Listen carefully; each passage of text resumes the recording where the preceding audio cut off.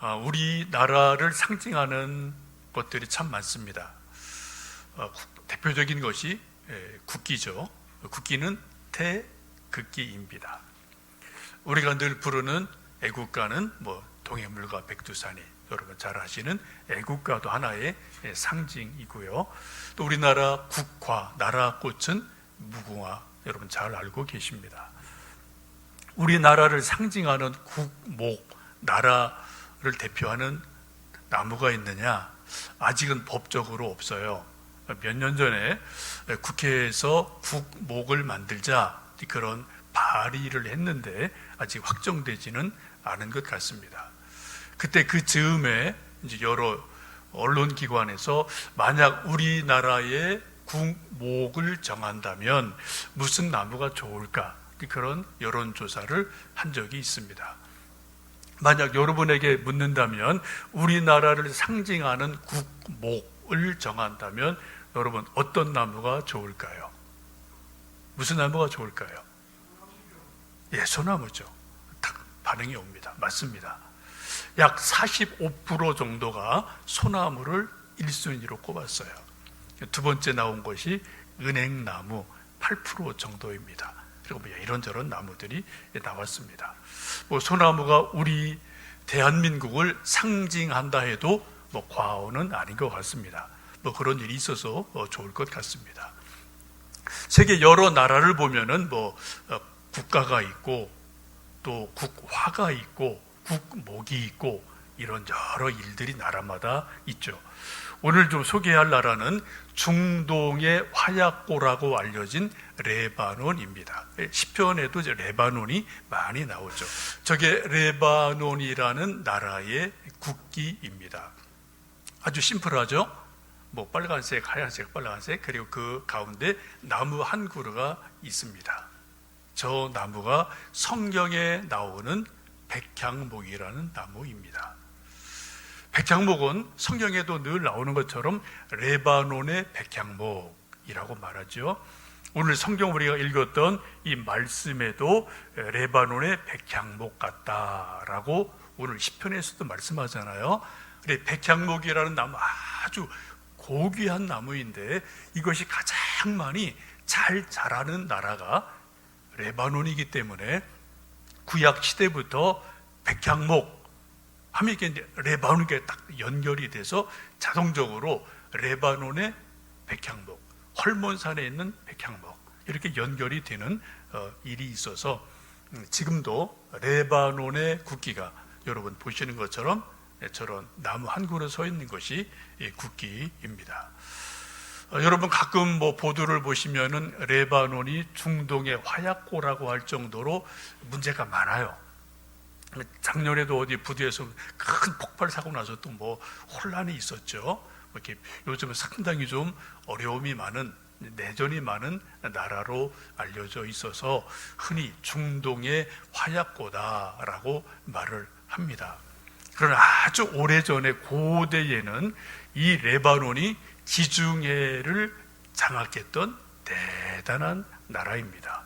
그 이유는 이 백향목이라는 좋은 나무가 많아서 이것으로 배를 만들어서 지중해를 쫙 훑었던 나라가 레바논이에요. 이집트, 로마 이쪽까지 쫙 돌면서 지중해의 패권을 잡았던 나라이고 해상권을 잡았던 나라입니다. 특별히 이 레바논이 중요한 것은 여러분 아시겠지만 소위 우리가 요즘 쓰고 있는 영어의 알파벳 A, B, C, D, 그리스, 로마, 라틴어의 어떤 여러 가지 알파벳 이런 것들의 가장 시초가 소위 레바논의 고대 국가인 페니키아로부터 유래를 하게 됩니다. BC 약 1300년, 400년 전에 이미 이쪽에서는 문자를 썼어요. 그게 지금 왕들의 석관에 기록되어 있는 게 박물관에 있습니다. 그게 BC 1300년 전이에요. 여러분 대단하죠? 그것이 쭉 여러 나라에 퍼지면서 지금 우리가 쓰고 있는 영어의 알파벳이 이제 시초가 되는 일이 있었던 나라가 레바논이라는 나라인 것입니다. 나름대로 대단한 나라이죠. 오늘 함께 읽으신 시편 92편에도 보면은 레바논의 백향목 같다. 누가요? 하나님을 잘 믿는 의인들이 레바논의 백향목 같다라고 성경은 말씀을 합니다. 92편 표제를 보시면 안식일의 찬송시라고 되어 있죠. 그게 주제고 제목이라는 것입니다. 주로 장막절에 이 성경 말씀을 읽었는데, 요즘 우리식으로 말하면 주일날 예배를 드릴 때 자주 예배 시간에 부르던 찬송시, 이것이 바로 시편 92편이라고 생각하시면 되겠습니다. 1절에서 그렇게 말씀하죠. 지존자여 시편금과 비파와 수금으로 여호와께 감사하며 주의 이름을 찬양하고 아침마다 주의 인자하심을 알리며 밤마다 주의 성실하심을 베품이 좋으니이다. 요즘으로 말하면 뭐예요? 주일날 교회에 모여서 혹은 가정에서 가정 예배를 드리면서 피아노 치고 기타 치고 바이올린, 첼로 연주하면서 악기를 동원해서 하나님께 찬양하자, 그런 말씀을 지금 1절부터 시작을 하고 있습니다. 하나님을 찬양하는 데는 악기도 필요하죠. 또 아름다운 꾀꼬리 같은 목소리도 필요해요. 그래서 찬양대가 있고 솔로를 하기도 하죠. 그러나 성경을 보시면 하나님이 정말 기뻐하고 받으시는 찬양은 목소리가 이쁘다, 그 문제가 아니라는 거예요. 그 목소리에 진심이 있느냐, 하나님 사랑하는 정성이 있느냐, 그 찬송을 하나님은 기쁘게 받으신다는 거죠. 여러분, 며칠 전에 보도를 보니까 이제 전두환 전 대통령의 둘째 아들 되는 전재용 씨가 신학을 하고 목사가 될 준비한다, 그런 게 엊그제 신문에 많이 좀 났어요. 뭐 교회를 좀 다녔던 분 같은데, 그분이 옥에 하여튼 뭐 이런저런 일로 이제 옥에 좀 몇 년간 있었죠. 근데 어느 날 옥에 있는데 저쪽 창살 너머로 찬송 소리가 들려오더래요. 근데 찬송을 잘 부르는 건 아니었어요.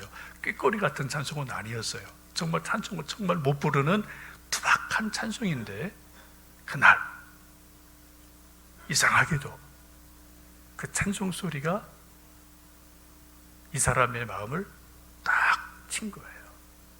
감동을 준 거예요. 그리고 하나님께로 마음이 열리고 회개를 하고, 그리고 정말 거듭남을 체험하고 하나님 큰 은혜를 체험하는 그런 일이 있었다고 고백을 합니다. 그리고 또 뭐 기도했겠죠. 그리고 이런저런 과정을 거쳐서 하나님 사람으로 살고 싶다, 그런 결심이 있어서 신학을 하고 목회자가 될 준비를 하고 있다, 그런 보도가 쭉 나온 적이 있었습니다.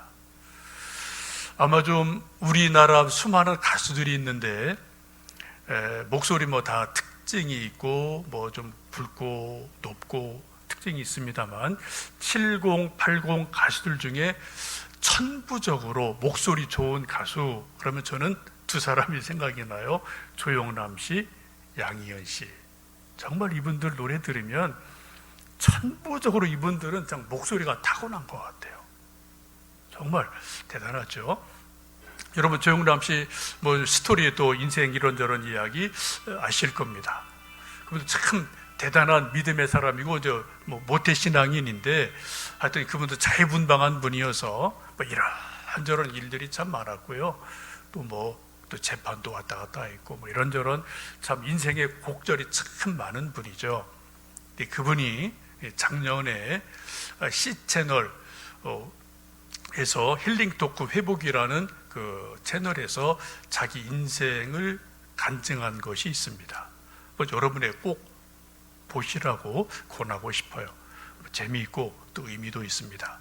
그 채널에 나와서 조영남 씨가 하는 말이 한마디로 나는 돌아온 탕자다, 그런 얘기를 하면서 돌고 돌아서 결국은 하나님께로, 이제 70 후반인데 하나님께로 돌아왔다. 그런 고백하는 것을 들을 수 있었습니다. 여러분, 그분이 이제 그 간증을 하면서 이제 간간히 뭐 가수기 때문에 이제 뭐 이렇게 반주하고 노래 찬송을 좀 몇 곡 불렀는데 정말 목소리가 좋더라고요. 또 정말 그분의 마음 속에, 영혼 속에 하나님의 은혜가 이제는 이전보다 충만하게 임하는 것 같다는 느낌을 저 개인적으로 받았습니다. 그 힐링 토크에서 이제 몇 곡 찬송 부른 것 중에 그런 그분이 잘 부르는 찬송 79장, 이따 우리 뒤에 부를 찬송인데요. 그 찬송의 끝부분 보시면 그 후렴이 그런 거죠. 주님의 높고 위대하심을 내 영혼이 찬양하네. 주님의 높고 위대하심을 내 영혼이 찬양하네. 이게 이제 후렴이지 않습니까? 이 찬양을 그 힐링 토크 시간에 하는데 정말 영혼이 찬양하는 그런 느낌이 오더라고요. 이게 목소리로 부르는 게 아니고요. 정말 조영남의 영혼 속에서 내 영혼이 주를 찬송합니다. 내 영혼이 하나님을 찬송합니다. 그런 감동이 저 개인적으로 있었어요. 여러분 저 검색하시면 보실 수 있어요. 뭐 핸드폰이나 여기 뭐 공개된 거니까 한번 C채널 힐링 토크 한번 들어보시고 한번 좀 뭐 나름대로 은혜 받으셔도 좋겠습니다. 성경은 하나님을 믿고 하나님을 사랑하고 하나님을 진심으로 찬송하는 사람을 일컬어서 의인이다, 그리스도인이다 라고 성경은 말씀하고 있습니다. 오늘 시편 92편을 보시면 의인과 악인을 대조하는 말씀을 합니다. 악인은 누구냐? 악인은 하나님을 알지 못한다, 깨닫지를 못한다. 시편에 있는 것처럼 어리석은 자는 그 마음에 이르기를 하나님이 없다 하도다. 하나님이 보일 만한 증거가 너무 많음에도 불구하고 애써서 하나님이 없어 라고 부인하는 자들을 성경은 악인이다, 어리석은 자라고 분명히 말씀을 합니다. 이런 사람은 세상의 지식이 아무리 많아도, 경험이 아무리 많아도, 재물과 권세가 아무리 높아도 그 사람의 가치관, 그 사람의 삶의 사고, 인식은 뭐예요? 다 무신론적인 거예요. 무신론적인 것으로 다 귀결될 수밖에 없음을 알게 됩니다. 근데 성경은 의인을 뭐라고 합니까? 의인을 하나님을 아는 사람이다. 근데 아는데 그치지 않아요. 하나님을 믿어요. 믿는데 그치지 않습니다. 하나님을 사랑을 합니다. 어떻게 사랑하나요? 마음을 다하고 뜻을 다하고 정성을 다해서 하나님을 사랑하는 사람, 이런 사람을 성경은 의인이다 라고 말씀을 합니다. 여러분 복음서 보시면 한 서기관이 예수님께 나와서 가장 큰 계명이 무엇입니까? 라고 물을 때 예수님께서 가장 첫 번째 되는 계명은 내 마음을 다하고 뜻을 다하고 정성을 다하고 목숨을 다하여서 주 너의 하나님을 사랑해라. 이것이 첫째 되는 계명이다 라고 말씀하지 않으셨습니까? 하나님이 우리에게 원하시는 게 뭐라고요? 바로 이거라는 거예요. 마음을 다하고 정성을 다하고 뜻을 다하고 힘을 다하고 목숨을 다해서 하나님을 사랑할 수 있는 만큼 사랑하는 것, 이것을 하나님은 기뻐하시고 우리가 드릴 예배고 우리가 드릴 제사라는 것이죠. 하나님을 진심으로 사랑하고 경유하는 사람을 성경은 의인이라고 말씀하는데, 오늘 시편 92편 보시면은 그 의인을 두 가지 나무로 상징을 합니다. 우리 12절, 13절 말씀을 같이 읽어보십니다. 의인은 종려나무같이 번성하며 레바논의 백향목같이 성장하리로다. 이는 여호와의 집에 심겼으며 우리 하나님의 뜰 안에서 번성하리로다. 오늘 성경 말씀 보시면은 의인은 마치 나무와 같은데 종려나무 같다, 백향목 같다라고 나무로 비유하는 것을 보게 됩니다. 여러분, 나무의 특징은 참 많습니다만 나무의 특징은 가장 중요한 것은 땅에 심겨 있다는 거예요. 땅에 뿌리를 내리고 있다는 겁니다. 땅에 뿌리 내리지 않은 나무는 다 죽은 나무예요. 이게 나무가 아니에요. 그건 고목이고 그건 뭐 쓰레기에 불과합니다.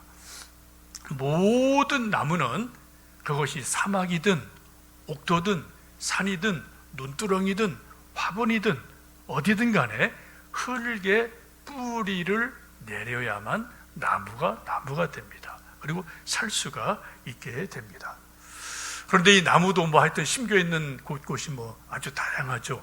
어떤 나무들은 시냇가에 심겨 있는 나무도 있고, 어떤 나무는 뭐 사막에 있는 나무도 있고, 혹은 뭐 나무가 그렇게 애초부터 이렇게 되어 있는 거죠.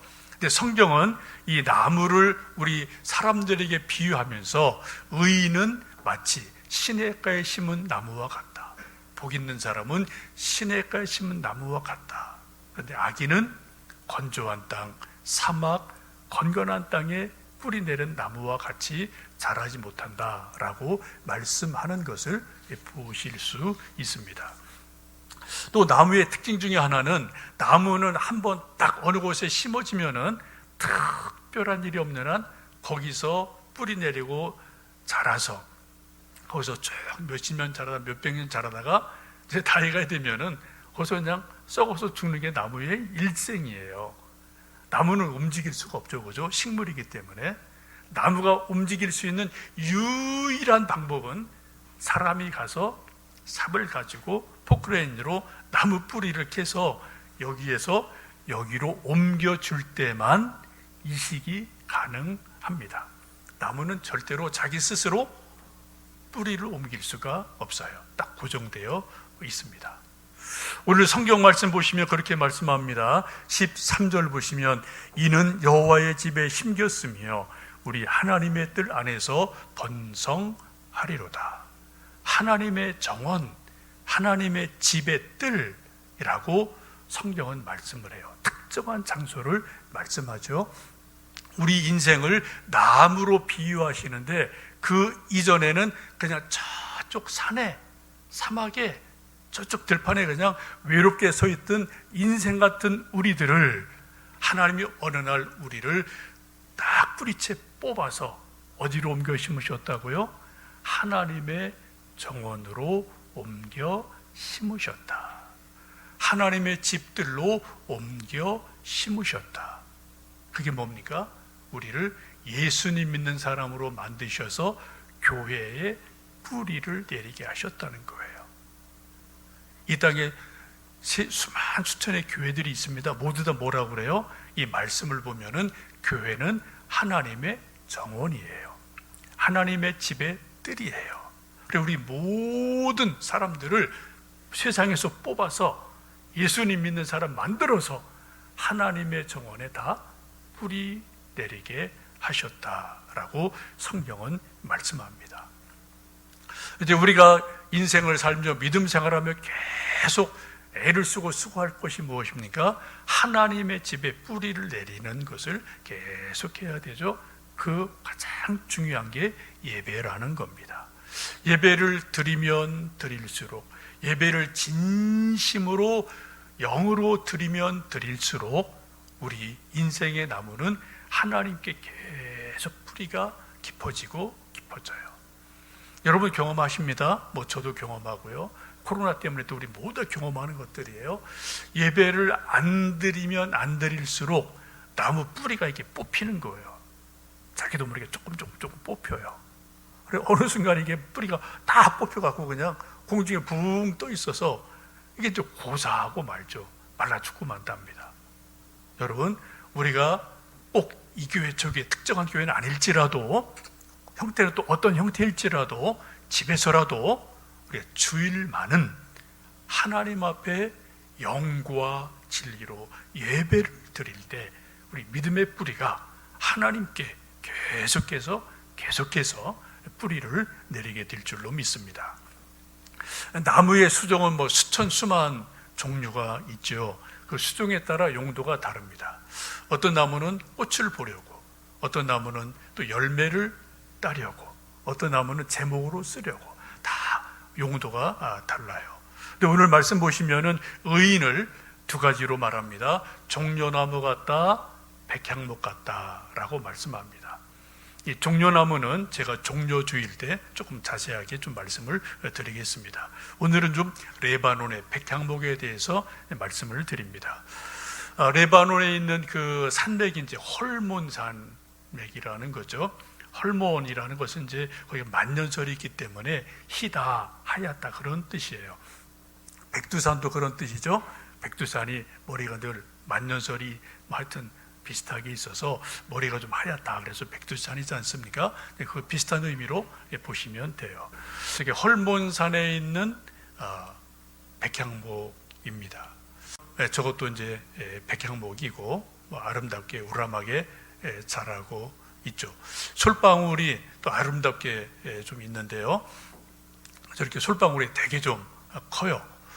저 나무를 보시면 여러분, 뭐 저 실물은 저도 못 보고 또 이제 뭐 사진만 좀 봤는데 쉽게 말하면 전나무 비슷하다라고 생각하시면 되겠습니다. 한 30m까지 자라게 되고 수백 년간 저 나무가 우람하게 아주 크게 자라게 돼요. 구약에 보시면 약 70번 정도 백향목이라는 단어가 나옵니다. 기독교 전승에 의하면 아담이 범죄하고 에덴 동산에서 쫓겨날 때 나오게 될 때 그때 세 가지 나무를 가지고 나왔대요. 포도나무, 올리브나무, 그리고 백향목을 가지고 나왔답니다. 그래서 저게 쭉 있다는 거예요. 전승이에요. 뭐 그럴듯하죠. 여러분 성경에 보시면 구약에 보시면은 이 백향목이 아주 많이 나오는데 백향목을 가장 많이 사랑하고 잘 활용했던 두 왕이 있습니다. 다윗입니다. 다윗이 자기의 궁궐을 짓고 이름을 뭐라고 붙였죠? 내 궁궐은 백향목궁이다 라고 말했어요. 왜요? 들보, 석가래, 송판 다 이런 거를 백향목 나무로 졌기 때문에 백향목 향이 쫙 나는 너무너무 아름다운 궁궐, 그래서 백향목궁이다 그렇게 자기가 살아요. 근데 하나님의 법궤는 수십 년간 방치되어 있어요. 그래 죄송해서 제가 하나님의 집을 짓겠습니다 그런 말씀을 드리게 되고 이제 아들 솔로몬 때 성전을 짓게 됩니다. 여러분 솔로몬이 성전을 짓는데 이 솔로몬의 성전에서 가장 많이 쓰인 나무가 바로 백향목이에요. 기둥으로, 석가래로, 들보로. 왜요? 향이 나고 내구성이 강하고 또 아름다운 나무이기 때문에 목재로는 세계 최고의 좋은 나무거든요. 요즘은 너무 남보를 해서 레바논에도 조금밖에 없대요. 희귀한 그런 나무가 되어 버렸습니다. 여러분 이 백향목이라는 나무는 아까 사진 보신 것처럼 살아있을 때는 그 어떤 나무 못지않게 아주 우람하고 늠름해요. 그 그늘을 만들어 줍니다. 사람들이 그 그늘에서 쉴 수가 있어요. 이 나무가 베어져서 죽으면은 끝나는 게 아니에요. 보통 나무 다 죽으면 끝인데 이 나무는 죽은 이후에 더 이름을 날려요. 기둥이 돼서 백향목궁의 기둥이 됩니다. 향기를 냅니다. 솔로몬 성전에 기둥이 돼서 향기를 내고 성전을 바치고 있는 기둥이 된단 말이에요. 참 놀랍죠? 우리 인생도 그럴 수 있다는 거예요. 오늘 성경이 우리를 백향목 같다고 말씀을 합니다. 우리가 살아있을 때는 이 백향목처럼 큰 그늘을 만들어내고 우람한 그러한 나무가 돼서 사람들로 하여금 야, 저 사람 참 멋있게 산다, 참 보기 좋다, 그런 삶을 우리가 살아가야 됩니다. 그 그늘에 우리 아들, 딸들이 쉬기도 하고 또 길손들이 쉴 수도 있어요. 그런 인생이 정말 복된 인생 아니겠습니까? 우리 다 죽어요. 근데 죽고 나서 어떻게 사라지는 게 아니에요. 죽고 나서 백향목 기둥같이 되어져서 자녀들의 생각 속에, 그들의 영혼 속에, 그들의 인생 속에 믿음의 기둥 역할을 해준다고요. 우리 교회에 우리가 다 죽지만 교회도 기둥 역할을 해준다고요. 여러분, 한경직 목사님, 주기철 목사님 돌아가신 지 아주 오랜 세월 됐습니다. 주기철 목사님 우리가 직접 뵌 일도 없죠.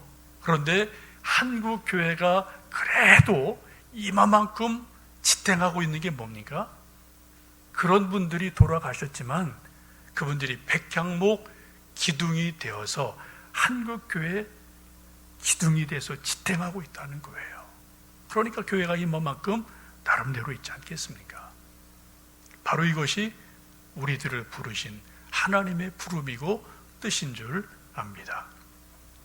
여러분, 우리 구원받은 사람들도 동일한 줄 압니다.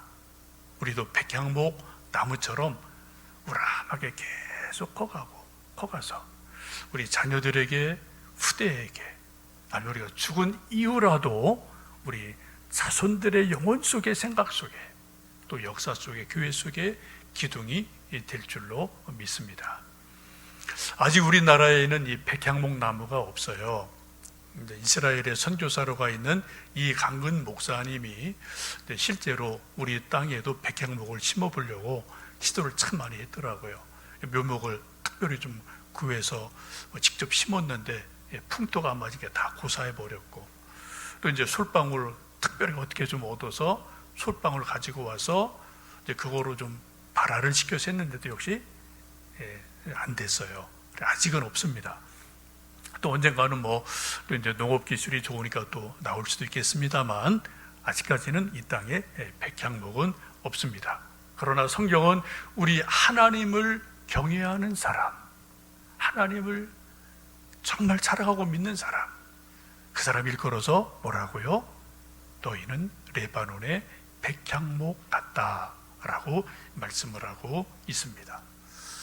여러분, 나무 한 그루 한 그루가 모여지면 숲이 이루어집니다. 우리 사랑하는 아들, 딸들, 또 이제 신학기 시작한 우리 초, 중, 고 대학생들, 이제 또 막 상급학교 올라간 학생들이 있는데, 이런 우리 자녀들을 생각해 보면 마치 아주 어린 묘목 같은 그런 나무들이지만, 이 나무들이 백향목처럼 하나님 전에 잘 심겨져서, 말씀에 잘 심겨져서 자라기만 한다면 우리 아까 사진 보신 것처럼 언니가 큰 백향목 같은 나무가 될 것이고, 그리고 또 죽은 이후라도, 우리 모두 다 죽은 이후라도 우리 자손들 영혼 속에, 생각 속에, 또 교회 역사 속에 기둥이 돼서 하나님의 이름을 높여드리는 은혜가 있을 줄로 믿습니다. 여러분, 하나님에게 소망을 두고요, 하나님께 또 기도를 드리고 내 자신이, 우리 아들, 딸들이 백향목처럼 자라가고 뿌리 내리고 기둥 될 수 있는 은혜가 있도록 늘 기도하시는 우리 모두 되기를 주님의 이름으로 축복합니다.